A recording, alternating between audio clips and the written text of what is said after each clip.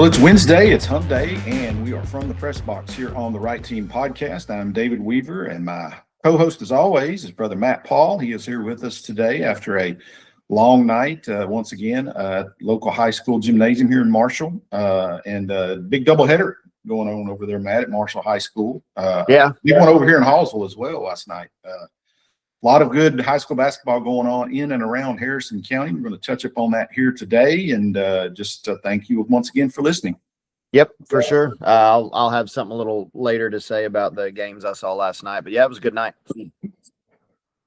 That actually was the official end of the bi-district round, of course, in the boys' side, and then the girls are actually all set up with their regional finals. So a lot of good basketball still to come later this weekend and around our area. But first, before we get into the nuts and bolts of our show this morning, I want to give our sponsors a big shout out here, the ones who make it possible for our show to actually be produced and put out there. First of all, East Texas Baptist University combines strong academics with championship level athletics and a Christ-centered mission that impacts every part of campus life. If you're looking for a university that values faith, competition, and community, ETBU is the place for you. Learn more about life on the Hill in Marshall, Texas at www.etbu.edu. Today's show is also brought to you by Stiles Electric. Based right here in East Texas with offices in Longview and Mount Pleasant, Stiles Electric has been providing dependable professional electrical work and service for over a quarter century in East Texas and beyond. When experience matters, Stiles Electric delivers with service that speaks for itself.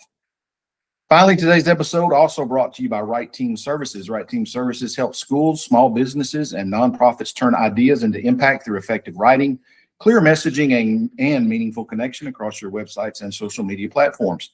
When you need results but don't quite have the words to say, let Right Team Services provide the voice you need. Contact me today at 903-926-1766 or visit our website at www.rightteamservices.net to learn more about how we can help you tell your story.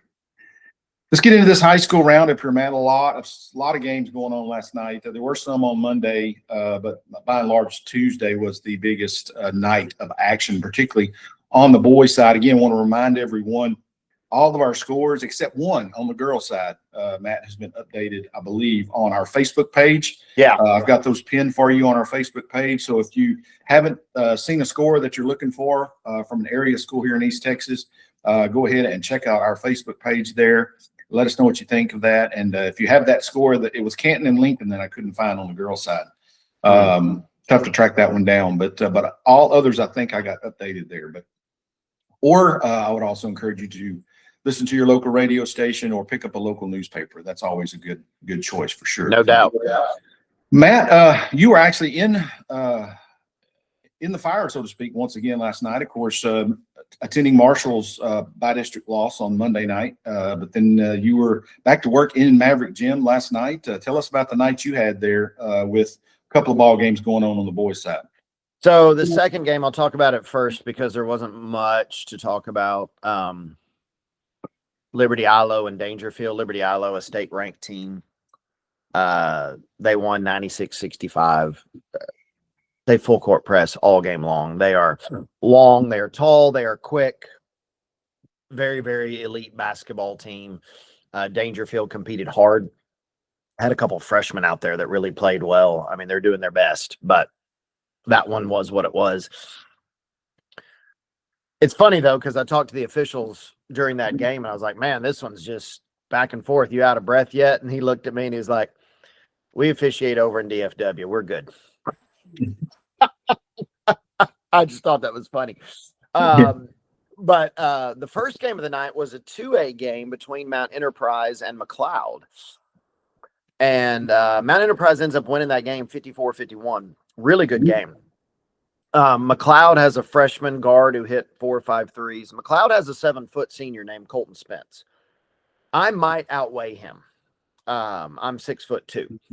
Not in great shape, but certainly not what you would call, greatly overweight. And so he shoots a lot of threes. He does not play inside very much at all. He probably shot at least a dozen, maybe close to 15 threes. He probably hit 5 or 6 of them.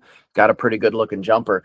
He hits a 3-pointer to tie the game with about a minute or so to go. And Mount Enterprise comes down. Now, do you know about Kagan Ash at Mount Enterprise? Yeah, I've heard the name. Yes. So he's the football player who's going to Texas Tech from a 2A school. I'm just going to give you some stat lines. He's the record setter, right? For rushing. I can't remember if it's rushing yards or rushing touchdowns, but had a game against Grapeland this year, 28 carries, 417 yards, 7 touchdowns. Also had 15 tackles in the game. Had a game against Lovelady where he had 34 carries, 496 yards, 7 touchdowns, and 11 tackles. So more than anything, I was just excited to see what he looked like because I figured, it's 2A school. Surely he's playing. And he was. Probably going to play linebacker, I would imagine, for Tech. 5'11", but I watched Mount Enterprise warm up 30 minutes before the game. I don't have to ask which one he is. He's built like a brick wall. I mean, the guy must just his tutors or his teachers must teach him while he's in the weight room. I don't know. His legs look like bowling balls. But what was so amazing to his calves, what was so amazing to me was watching his quickness and his footwork. Basketball is clearly not his sport. Dribbling was okay. His ball handling was fine for 2A, right? Jumping ability, I was like, in any sport, if there's a D1 football player on the court or on the field at that time, you can tell. You could tell last night.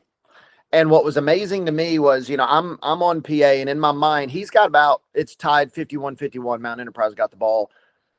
I'm thinking he's got maybe 13 or 15 points that time. I'm like, I'm going to him. He's 5'11". He drives in on the 7-footer and scores over him. That was the winning basket of the game.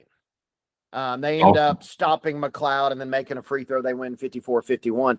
But that just really, I would encourage you. I remember with Marshall watching Savion Williams play basketball. Like, he's a D1 football player. He's not going to go play D1 basketball, but there's something about watching those dudes play sports that aren't their sport. I thought that was really cool last night. And congrats to Mount Enterprise for getting a big win. Yeah, sounds like it was a very exciting night. Of course, they're in MAV. Jim, over here in Hallsville, of course, they played a couple of games with Tatum, the defending 3A boys state champ, of course, starting their title defense with a big win here in Hallsville. There were some things that kind of stood out to me on the boys' side I wanted to talk about here, and you and I have talked about this the last couple of weeks. These how does 10-5A match up with 9-5A? In these by-district matchups, and it didn't go so well for the boys. It really didn't go well for the girls last week, of course, 0-4. The guys did pull out a win with Lufkin, pulling out Did you keep up with that game? I followed it a little bit. Yes, they were down by 6 with 2 minutes to go. Yeah, and so by the skin of their teeth, the number of fourth ranked team in the state from our district struggled in that by-district round, but did, again, credit to them, pull out the victory. That was it. Out of 8 opportunities on the boys and girls side, we got 1 advancing into the area round. Yep. I haven't really given a whole lot of my thoughts on that because I don't want to make excuses or sound like I'm making excuses. But I believe we did talk about it a little bit in football season, or I may have brought it up, but in any event, and I don't know why it didn't used to be this way in my memory, but that particular district is top heavy in just about every sport. You got your football domination going on with primarily Texas High and Marshall every year. Yep. Those 2 teams are going to be at or near the top of the district standings, and the other ones are fighting, for the final couple playoff spots. But you get into basketball and you see a very top heavy, Lufkin and Tyler for the most part, kind of cruising through the district schedule somewhat. And I'm speaking specifically on the boys here, just as an example. And you're going to see it in baseball. You're going to see it in softball. You're going to see, again, very, very, and maybe it's that way in most districts, but it seems to be more consistent here. And what I'm getting at is, particularly in football, for instance, if you're a state ranked Texas High, for instance, and you go into your district schedule in football, and you are, head and shoulders above everyone else in your league, you've got basically 2 months of action where you're never tested. Yeah. Right.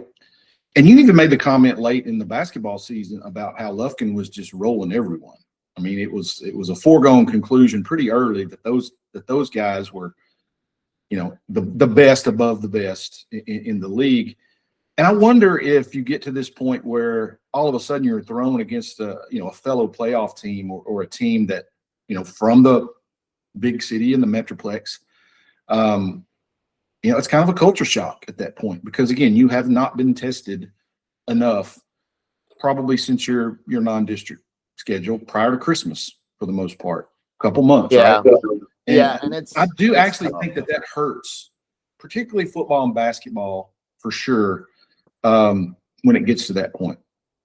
Well, look, we could do, I always say this a lot, you could do a whole podcast on fill in the blank. When you get to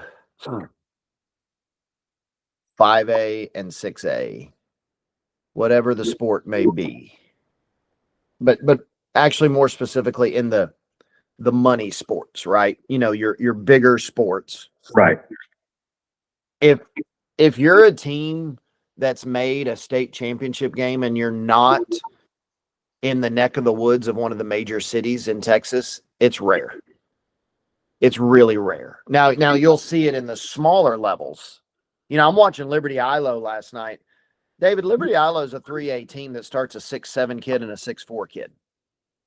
I mean, but Marshall doesn't have that. Marshall's got 1 6'5" kid, and so you get to those smaller levels, it's a little different. But man, I mean, like, if you tell me I got to pick who's going to be in the state championship for basketball this year for 5A, I'm going with one of those Frisco, whatever, DFW teams, and probably either another one or, well, no, they'd be in the same region, probably a Houston or a San Antonio area team or something like that. Like, it's just kind of how it is. Being 5A but not connected to one of those cities really means, like, okay, if you can make the playoffs, that's a wildly successful season.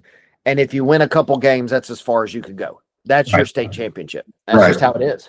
And again, I mentioned it didn't used to be that way. And old school folks from around here, again, I'm talking, back in the day when Longview was in 5A with this district, and Lufkin played football in it, and in the two Tyler schools, it was completely flipped football wise.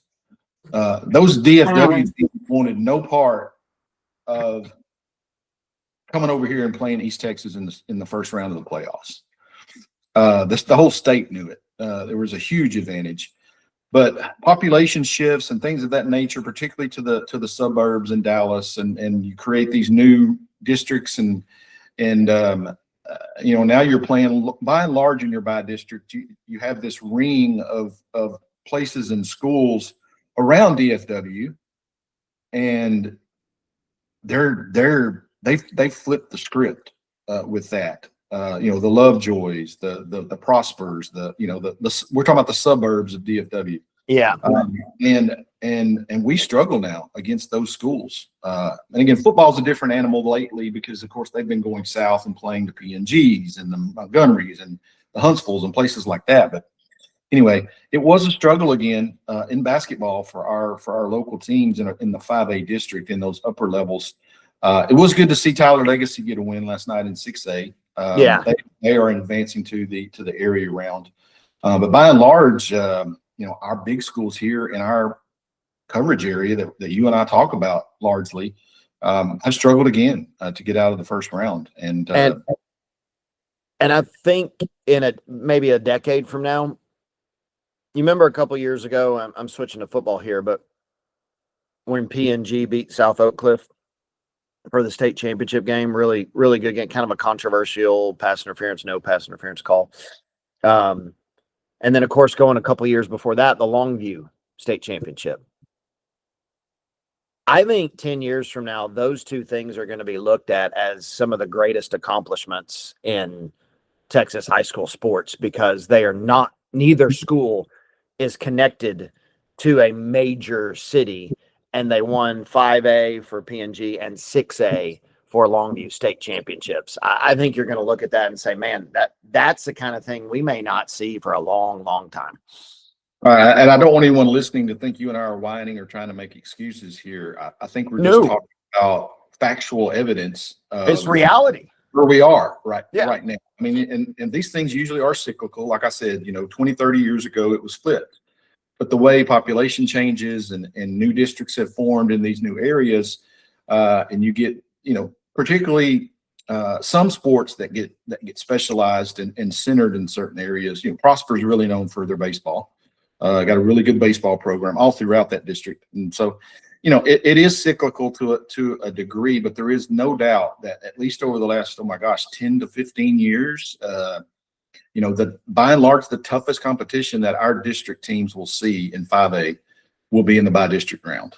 And if you can find a way to get past those guys, you got a shot to maybe win another one and maybe go a little bit deeper. But man, they've got a huge competitive wall over there that it just seems very difficult for our schools over here to break through here recently. So, and even at that, I don't know that that's always like, I looked at my son and I, we were talking last night about what's next for Anna, who just beat Marshall.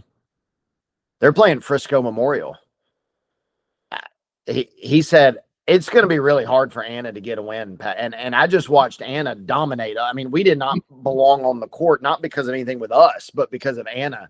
Like, what was waiting for us if we had gotten by some miracle, one of those suburb teams was another Frisco team. Like, it's just what it is. It's tough. Yeah. It is. And hopefully, again, the next sport that comes up here in the spring, a baseball or a softball Hallsville softball, of course, made it all the way to the state finals last year. It can be done, but you have to really be good, or you have to be lucky and just kind of catch fire at the right time. And right now, at least to this point in the year, we really haven't done that per se in our football, or our basketball. So, but again, Lufkin did win, and so the Panthers will be moving on to the area around here. Kind of again, now they're carrying the banner of everyone. I was a little surprised by the level at which Mount Pleasant went down. That one was a bit of a shocker to me. Not that Lovejoy actually won the game, but I mean they kind of won that going away, and you just don't see that with Mount Pleasant boys in recent years. So I talked with the Marshall coach, and he said he talked with the Anna coach that night, who said Lovejoy and Melissa may be the best teams out of our district. Melissa, of course, had a run to the state championship game, so they kind of got a late start for some of their athletes coming over. Not only that, Melissa had a 5-star basketball player move out early in the year, so they had to kind of readjust to things, and they're there. But once he told me about Lovejoy, I just, after watching what happened with the girls, I was not going to be shocked if none of us won again. And I want to give a shout out to Lufkin and specifically Austin Brown, the commit that's going to Maryland. Apparently he willed them to victory. Down the stretch, I was talking with Coach Boyd at Marshall. They just gave it to him and said, clear out. He got in the lane. He drew fouls. He made his free throws. They came back. They won the game. Yeah. Tremendous coaching job there, right? Give the ball to your best player. You got the 6'8" dude who can handle the ball, shoot the three, drive, finish. Yeah, I'd go to him. Yeah. Another thing I noticed here on the boys' side from the by-district round, of course, in 3A D1 Region 2, we had 4 games that were pretty much pitting all area teams that we cover, right? So we were going to have winners on either side and losers on either side. The thing that stands out to me there, in particular, 3 of the 4 really good basketball teams. This may be the most competitive region on that side of the bracket, for sure in 3A in the state, maybe anywhere, just in terms of pure talent. Of course, Tatum, again, the defending state champs on the boys' side, eased to an 82-59 win over Mineola here in Hallsville. You got Liberty-Eylau, as you mentioned, who you saw up close, almost hanging 100 on Dangerfield. And then Jefferson just cruises to a 50-point win over their rivals, Atlanta. Those three teams are on a collision course, which I believe Liberty-Eylau and Tatum, I think, meet in the area around here, if I'm reading the bracket right. Wow. And then one of those most likely is going to have to face Jefferson, which I believe faces Grand Saline, which defeated Gladewater. So, but man, you talk about a loaded region. That may be one of the best in the state for sure, with those three teams head to head in it. And one of them hopefully maybe is going to obviously survive and go down to the state tournament. Yeah. There's some good basketball at 3A, some really, really good basketball. I also noticed at 4A, I think I've heard that Pleasant Grove and Chapel Hill, Tyler Chapel Hill, are playing each other in the area around. I'm hoping that game's at Marshall. I'd love to be paid to work that game. That would be a lot of fun. So we'll see if that ends up happening. Also, how about the fact that one of your right team schools, Elysian Fields, wins, and now they get to play in your backyard on Friday night? I saw that last night when it came across, and I do plan at this point to maybe be in attendance in that one. I would love to be able to go to that one.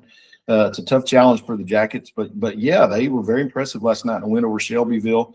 Take on a Hawkins team that's won 28 games this year, Friday at 6 o'clock in Hallsville. But yeah, if all things go right, I hope to be in attendance there for sure. Tristan Lundy from KMHT will be on the call. So yeah, just a little plug here for the local high school where I'm at, and beautiful basketball coliseum. If you've never been to Hallsville High School, and yes, the coliseum, which is about 10 years old now, a little bit over 10 years, one of the best in the area, if not the best. I mean, it's a big time feel.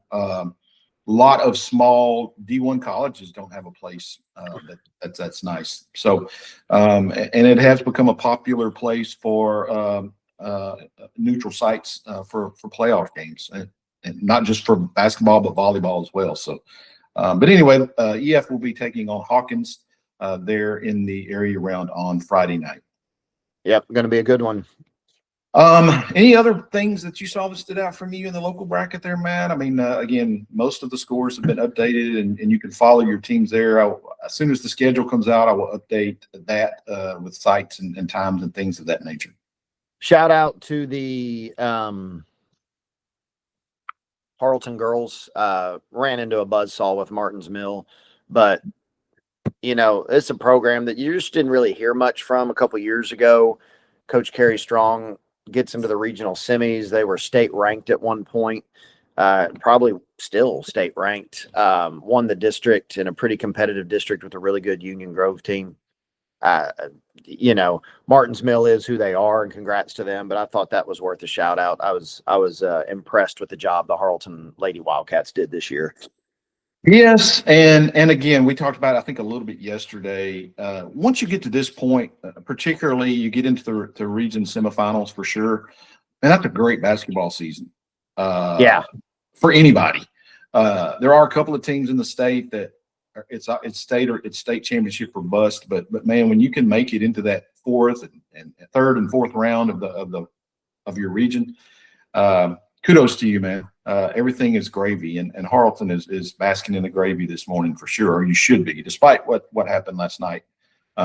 Kudos to you guys up there in Harleton on the girls' side for sure. Well, and you know how it is in 2A. A lot of those girls got to get ready. They're going to a softball tournament tomorrow in Carthage. So. Exactly. Yeah, exactly. And that's the beauty of high school sports, man, and particularly at those small levels. Yes, or the regional powerlifting meet on Saturday. So one of the pain you're feeling tonight goes away on the next morning when you get on a bus and go to another sport. Yep. Okay, another thing here, a couple things I wanted to point out on the girls' side here. And again, we have their scores updated as well. That's getting a lot easier, Matt, on the girls' side. Process of elimination there. Yes. But, San Augustine, which is at the far southern end of our coverage area, and notable because they were, of course, they defeated Elysian Fields girls in the first round. They now have advanced to the regional final. And which again, speaking for my folks down at EF, that should make you feel a lot better about, getting knocked out in the bi-district round. You hate to do that, but the team you got knocked out by is a pretty good basketball team. But the Lady Wolves are moving on to the regional final. And then, man, you talk about a girls game that you don't want to miss if it's in your area.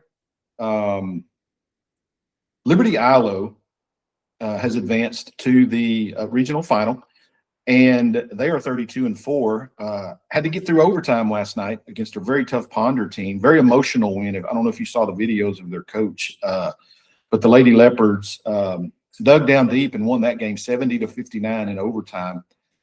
They advanced to face a very, very good Emory Range team, which is 33-4. That will be your region final there in Class 3A. I mean, you got two teams there that have a combined 65-8 record this season. Going against each other for the right to go to the state tournament. That's about as good as it gets at this level, and I'll definitely be watching to see where that game will be played. Yeah, my goodness, that is 65-8. Holy cow! Yeah, that's two really good basketball teams there, and again, Ponder did it threw everything they could at Liberty-Eylau last night, but got beaten overtime. So that's your high school roundup here from Beast, Texas. Again, basketball season in full swing and playoff mode. And again, follow us on our Facebook page to get updates on sites and times for games coming up in your area. Yep, for sure. We want to mention a couple of local baseball scores here of note.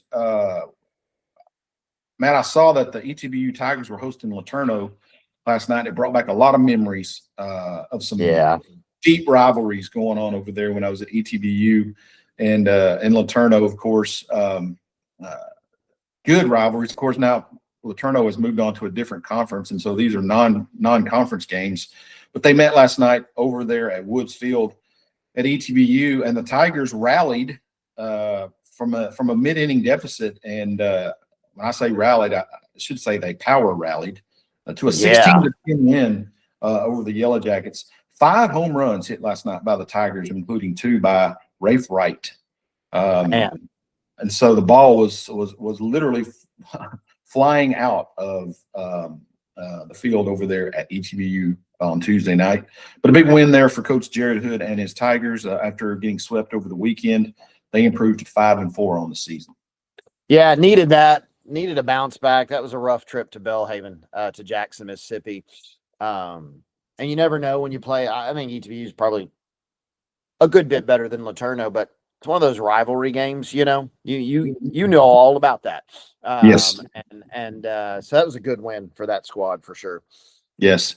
You've never lived as a sports fan until you go attend an ETBU Laterno basketball game. Yes.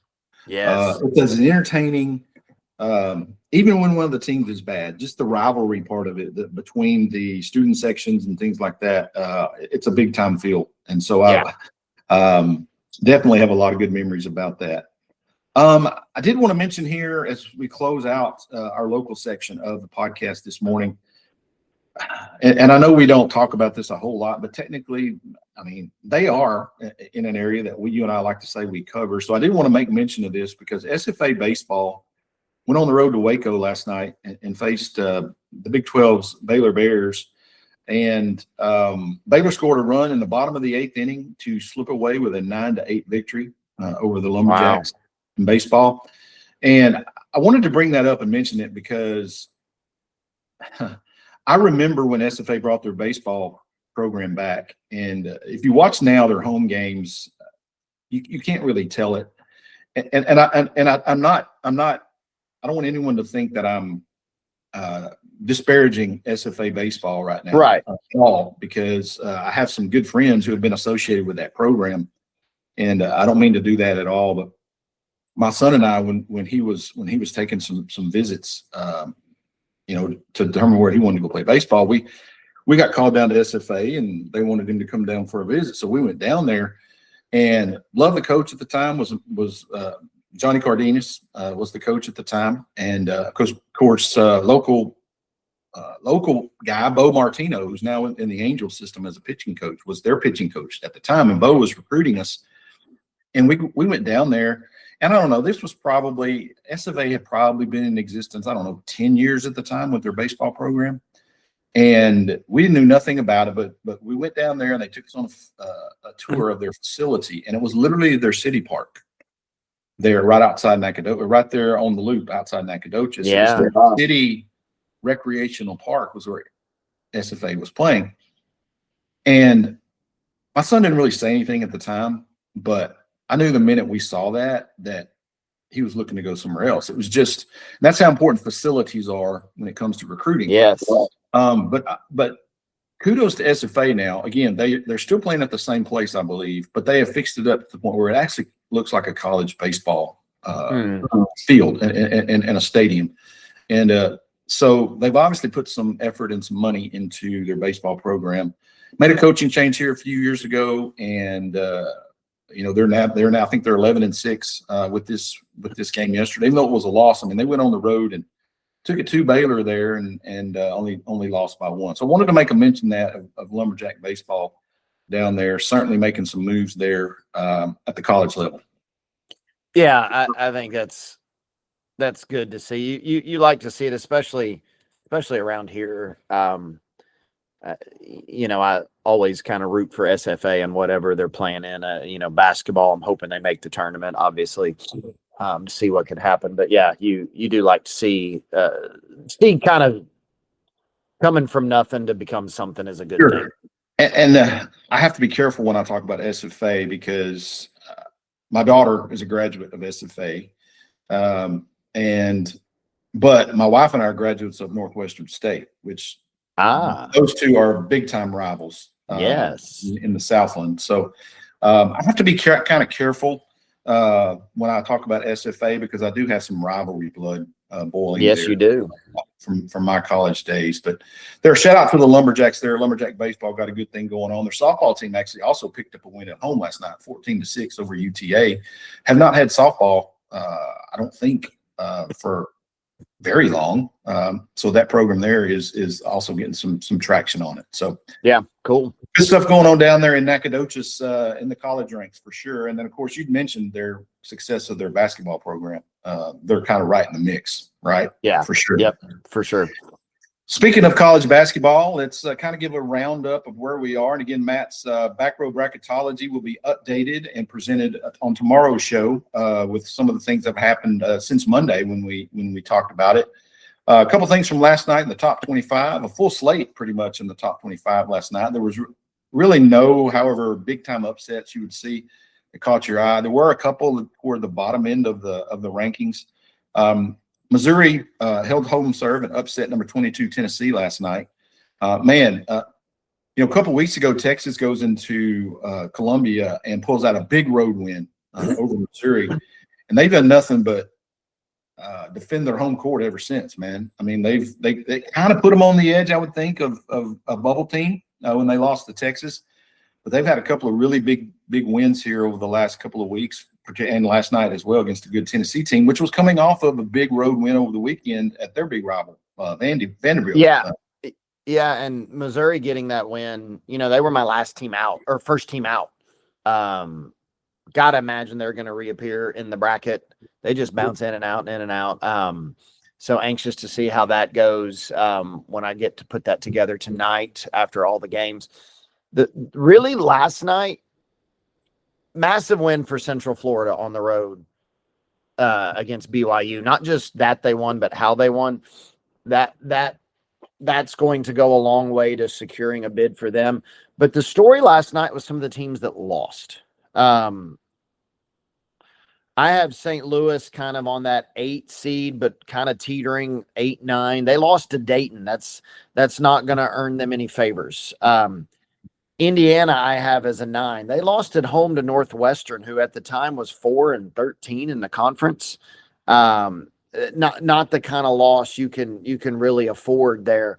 So one of my last teams in New Mexico lost on the road to Nevada, a Nevada team that's got back-to-back wins over teams in the field, Utah State and New Mexico. Suddenly I'm like, okay, I think we really have to start examining Nevada a little bit. So we've talked about the soft bubble, right? that there's just here, team Central Florida, good on you, because you probably secured a bid last night, or at least got really close, especially when you consider that some of these other teams you're competing with, they just keep losing, sometimes losing games they shouldn't. Big games tonight, actually, involving our state schools in the SEC. Texas has a huge home game this evening. They host number 7 Florida, defending SEC champ Florida. Coming in there, obviously the Gators have found themselves here as they've gotten into conference play and are going to be right in the mix again for a national championship. They are on the road against the Texas team. Took a disappointing loss over the weekend at Georgia. So let's see if the Longhorns can give themselves another signature win. That would probably be their biggest win of the season. And then the other big game, of course, Texas A&M goes on the road up to your neck of the woods in Fayetteville to take on the Arkansas Razorbacks. Again, that's a big game for both teams, in particular the Aggies going up there in a hostile environment, really needing a signature win themselves. Yeah, they're on the bubble. They're hanging in there. Both A&M and Texas are on the good side of the bubble right now. And when the bubble's as rough as it is, that's a pretty secure place to be. I'll say pretty secure. But yeah, just as Central Florida took a massive step with that win at BYU, I really think if A&M were to win that one in Fayetteville, which of course I hope does not happen, but if they were to win that one in Fayetteville, that's going to put them right on the cusp of locking in a bid. On the women's side, no top 25 games were played on Tuesday. Tonight, you have a handful of them or so. Probably the biggest game on the women's side tonight is in the Big Ten. Number 8 Michigan will be on the road against number 13 Ohio State. The game, of course, for women's basketball. That game is actually being streamed on Peacock this evening at 7 o'clock. So, but that's really the only big or top 25 matchup of note on the ladies' side. Yeah, which we kind of did their bracketology yesterday. That's right. Yeah. Friday. Okay, that brings us to our back page portion of today's program here from the Press Box on the Right Team podcast. Matt, what do you have for us today on the back page? 2 things. Number 1, I don't know if you saw it, but 4 of the top 6 teams in college baseball lost yesterday. Not your Longhorns, they won, but all 4 of them lost to, I'm not going to say in-state rivals because they're little schools, but little brother schools within their state. Number 6, Arkansas lost to Arkansas State. Number 1, UCLA lost to San Diego State. Georgia Tech, number 5, lost to Georgia State. And then LSU, who was number 2, lost to McNeese State. So 4 of the top 6. Now, look, you know how those midweek games go. You're trying to get pitchers experience and try to get some guys, kind of figure out who you can trust on the weekend. If you're the big school, if you're the little school, you might throw everything but the kitchen sink at them to try to get a win. So that happens sometimes, but kind of rare. 4 out of 6 of the top 6 going down.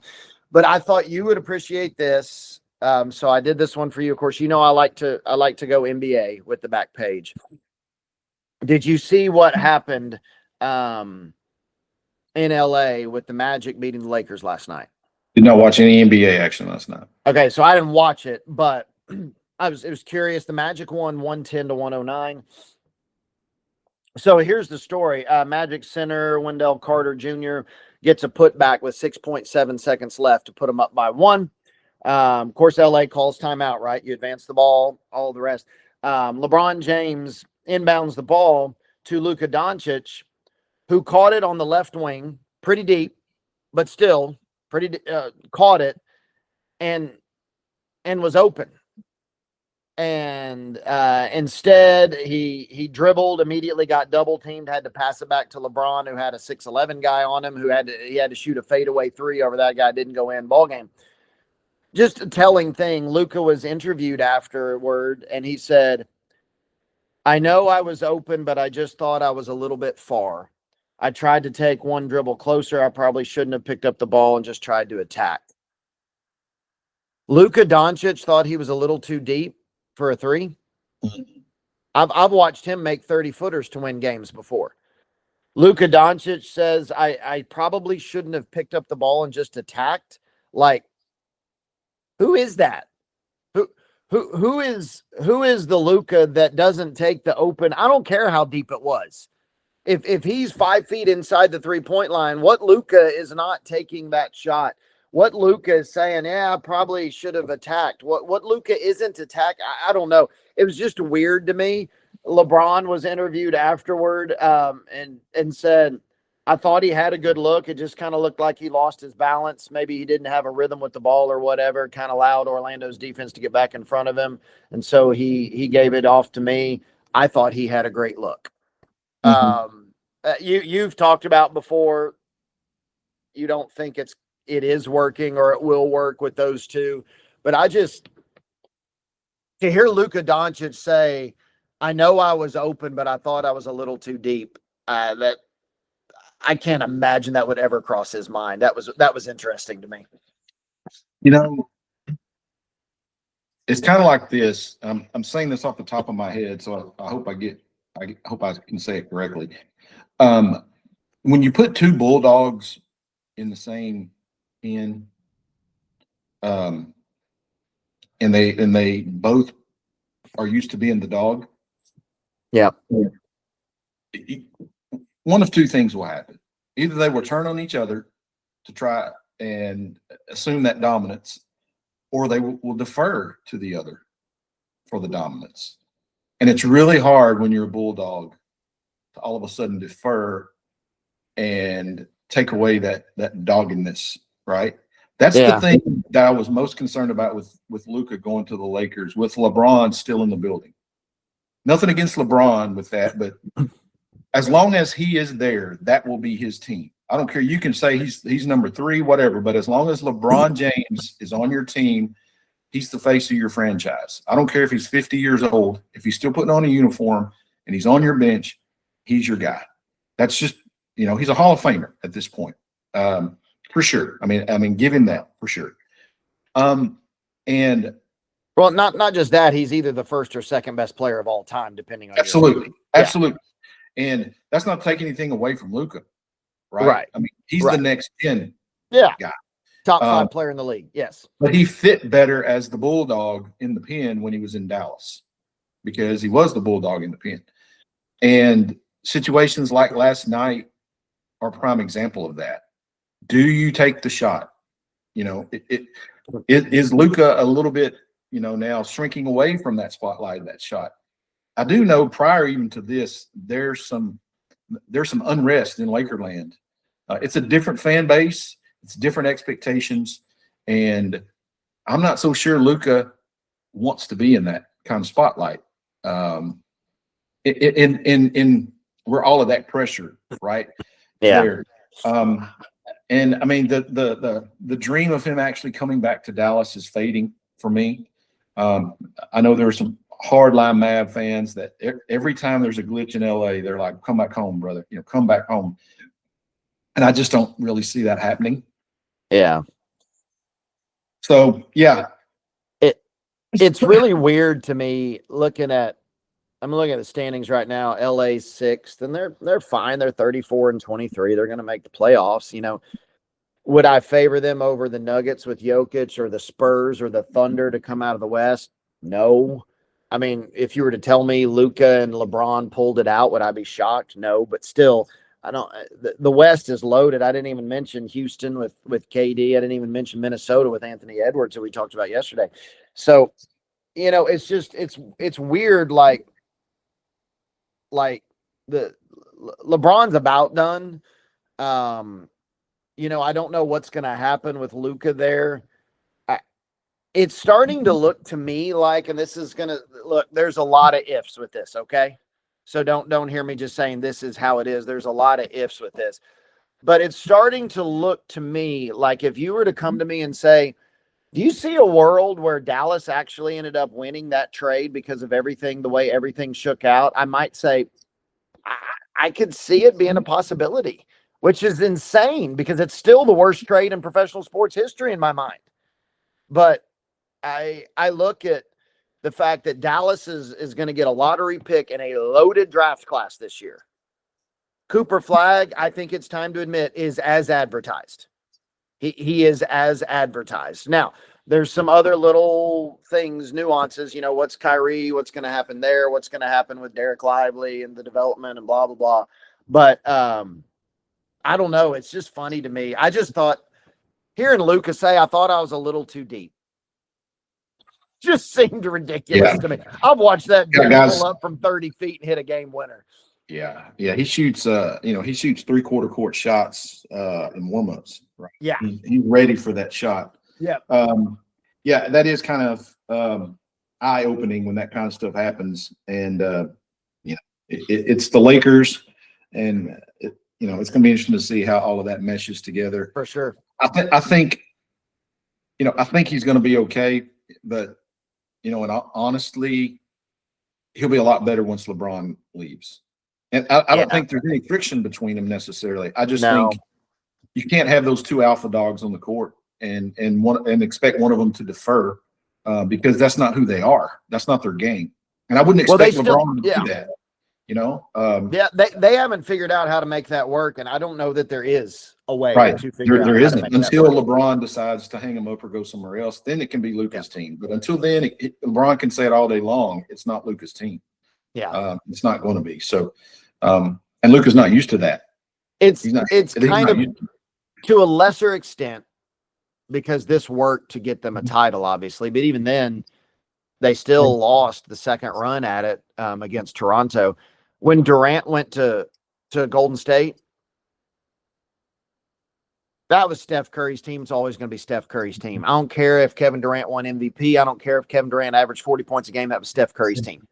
It was. And it's until he retires. Well, I look at it as KD is a great Hall of Fame basketball player. He's not the kind of dog that I'm thinking of, though. No. He thrives in an environment where Steph Curry gets the attention. That's how he thrives. It's very similar back in the days of Jordan and Scottie Pippen. Scottie Pippen was a great player because he played with Michael Jordan and he could be Scottie Pippen at that point. Yeah. When Jordan left and it all fell on Scottie to be the guy, he wasn't nearly as effective. Right? Yeah. He needed Jordan to be Scottie Pippen. And it's just an interesting dynamic that takes place really only in basketball when you see that kind of stuff. Right? Yeah. And particularly the NBA. So anyway, good stuff there. Good discussion. Yeah. My couple of things here, got a local thing and then one from Cowboys Nation, but you may have heard this already, Matt, but Marshall's defensive coordinator, Hunter Ashley, has been named the athletic director and head football coach at West Texas High. I have to admit, I had to Google where West Texas High actually was. When I first saw it, I was like, why is he going to Texas High?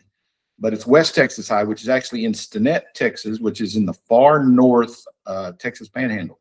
Yeah. And so Coach Ashley has been here a while now as the longtime DC here in Marshall, but he's got his own gig now. He's going to be the AD head football coach at West Texas.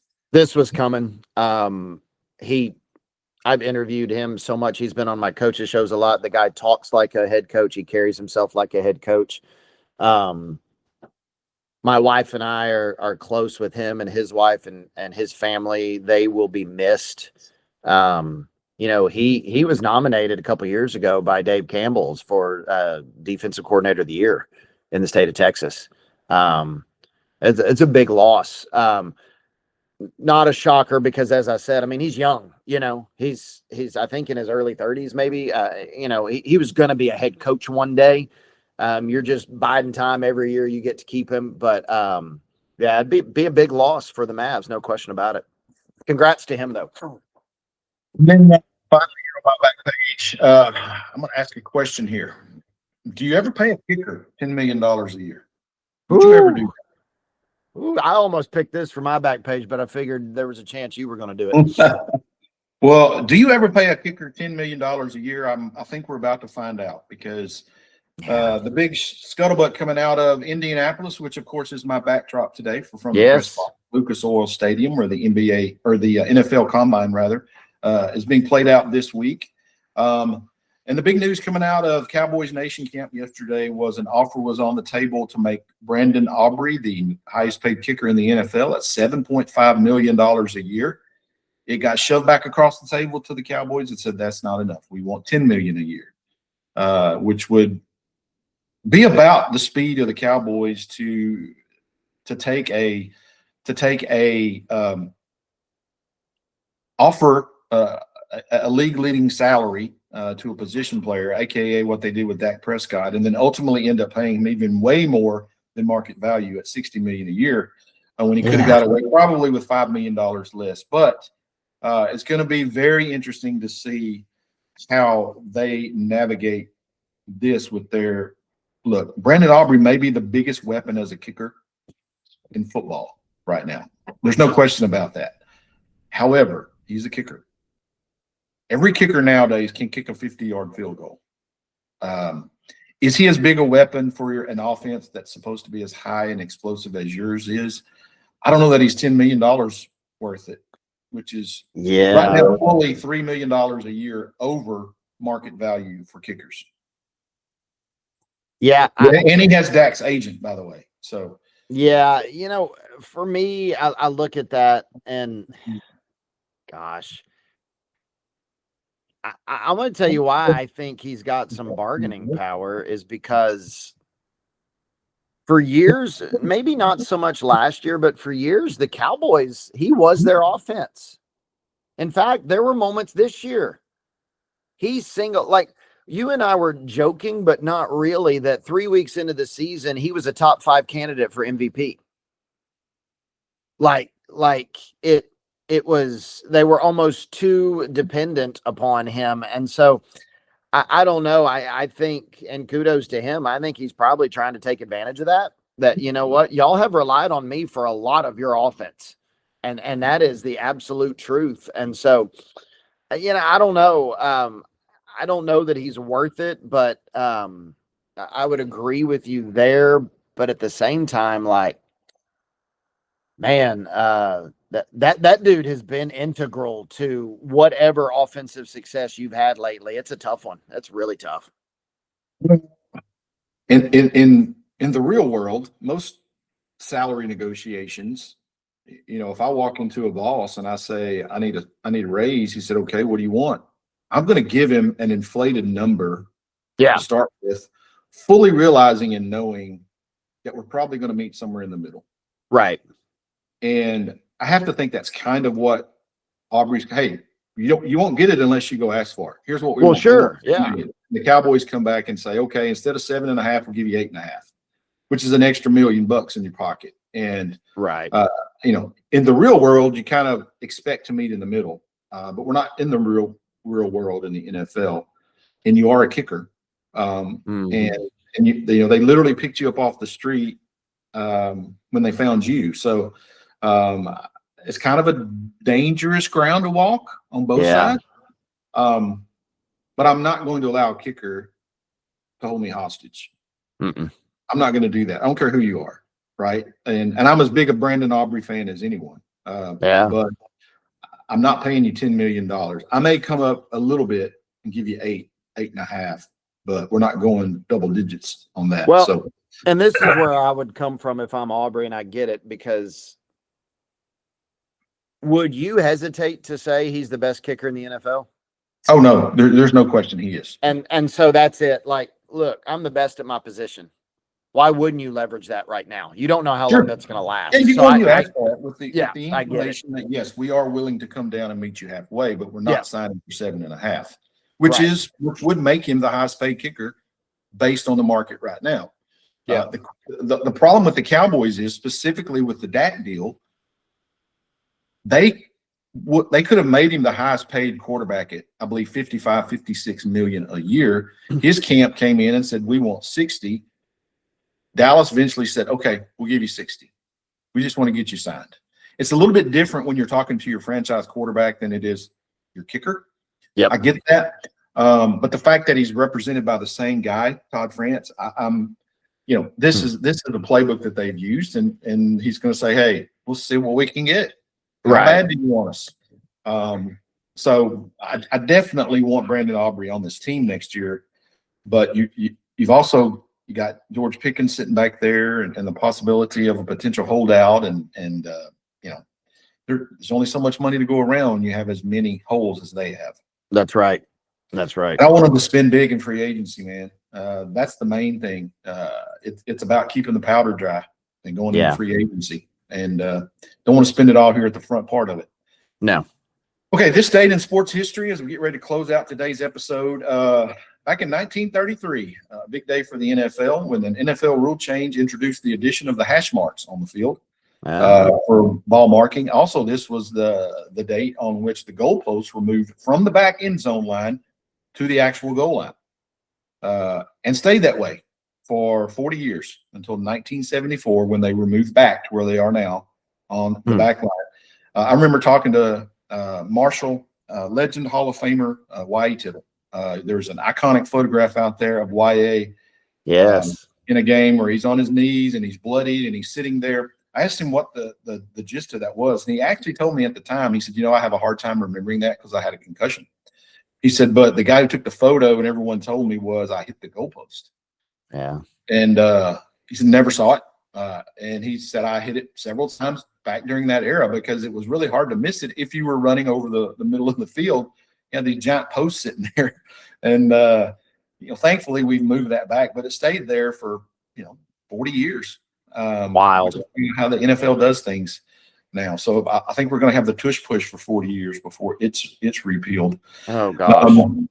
Also out of that legislation that took part in 1933 on this date in the NFL, that's when they formally created their NFL championship game, which was the Super Bowl. So on that date, 1933, 1964, on February the 25th, Muhammad Ali won his first world heavyweight boxing championship. Do you know who he beat? I do not. Not into boxing. I'm not either, but he defeated Sonny Liston. Liston, yes. Failed to come out for the 7th round in a fight that was at Convention Hall in Miami Beach. Of course, that was Ali's first championship. He may have been known as Cassius Clay still back then. I'd have to do some research on when he changed his name. But anyway, he went on to win the World Heavyweight Championship 3 times. That's always funny to me when they say he's a 3-time world champ. And I'm like, well, so that means he lost it twice or 3 times, right? But anyway. Love that. But when he did it for 3 times, he became the first 3-time heavyweight championship in boxing history. So the first time anyone had ever won it 3 times. He did beat, of course, a local guy, rest in peace, George Foreman, of course, in the Rumble in the Jungle in 1974. And then his final win was over Leon Spinks in 1978. But he won his first one on this date. Birthdays today. I put these on our list today, Matt, just to see if you knew any of these people or could remember them. Bobby Riggs was born on this date in 1918. Tennis player, Bobby Riggs. That one escapes me. The name seems vaguely familiar, but no. Okay, you'll know this when I say it. He was a Wimbledon champ in 1939. He was born on this date in 1918. He won singles, doubles, and mixed doubles at Wimbledon, but most famously, he played in the 1973 Battle of the Sexes. Yes. Billie Jean King. Yes, that's still right. One of the most watched tennis matches ever. I remember that one now. Yes. And you'll know this one for sure. But Billy Packer. Well, yeah. Was born in 1940 on this date. Of course, served as the lead college basketball analyst for 34 consecutive Final Fours on CBS. Would you like to have that gig, Matt Paul? 34 straight Final Fours. Absolutely. Only if I don't become as cantankerous as he was. But yeah. And you and I are talking about what's coming up here, and we're going to geek out as we get closer and even into March Madness. But, a big part of my life, March Madness is all about hearing Billy Packer's voice. Yep. I can still hear it in my head right now.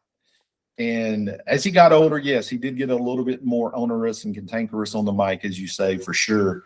But it was because he was passionate about it. Yeah. And he was good at it. He knew basketball. Yeah. But he, of course, passed away here a couple of years ago, unfortunately. But today was Billy Packer's birthday, born in 1940. Last birthday here today of note, you'll know this guy as well, born in 1958 on this date, Kurt Rambis. Oh, yes. My immediate memory of Kurt Rambis is that I believe he was the first guy or the most recognizable guy to wear those gosh awful looking goggles. Man, I tell you, good golly. But he was a key part of 4 NBA championships with the Lakers during Showtime, of course. Kind of an unheralded guy. He did all the dirty work while Magic and James Worthy and Byron Scott and all those guys got the glory. Of course, he did know a lot about basketball. He went on to be an NBA head coach and actually a front office executive, I believe, with the Lakers as well, but also with the Minnesota Timberwolves. So today, Kurt Rambis is celebrating his birthday, born in 1958. And a death of note here to just mention here as we get ready to close out. In 1994, the world lost Jersey Joe Walcott, who won the 1951 World Heavyweight Boxing Championship by knocking out Ezzard Charles in the 7th round. He came back to win it at the time at age 37. At the time, he became the oldest heavyweight champion in history. Of course, our guy George Foreman broke that record later on. But Jersey Joe Walcott at the time was at 37, held that record. He passed away on this date in 1994. Good stuff today. Our final word of the day comes from First Timothy. Can I say something real quick? Because I just got a little notification. So there will be a basketball game at Marshall High School Friday night, 7 o'clock, Chapel Hill, Pleasant Grove. That's going to be a good one if you can get to Marshall. If you're not at the Elysian Fields game in Hallsville, Marshall Friday night, 7 o'clock, Chapel Hill and Pleasant Grove. There you go. You willed it into existence. I'm happy. I'm excited. Okay, final word of the day comes from 1 Timothy 4, verse 12. It says, "Don't let anyone despise your youth, but set an example for the believers in speech, in conduct, in love, in faith, and in purity." Folks, leadership isn't about a title or years of experience. It's about example. Live in a way today that makes people think that's what a believer is supposed to look like. For my good friend and co-host Matt Paul, this is David Weaver once again thanking all of you out there. And guys, listen, we do appreciate those who are listening. Our show is growing, Matt. You can tell it in the numbers, and we appreciate all of you out there for supporting us and listening to us every single day out there in East Texas and beyond. Have a terrific Wednesday today, everybody, and join us again tomorrow on Thursday. We're going to have back row bracketology updated tomorrow, so it's going to be a fun time here from the press box on the Right Team podcast. Until then, out there, everyone, as always, keep writing your story.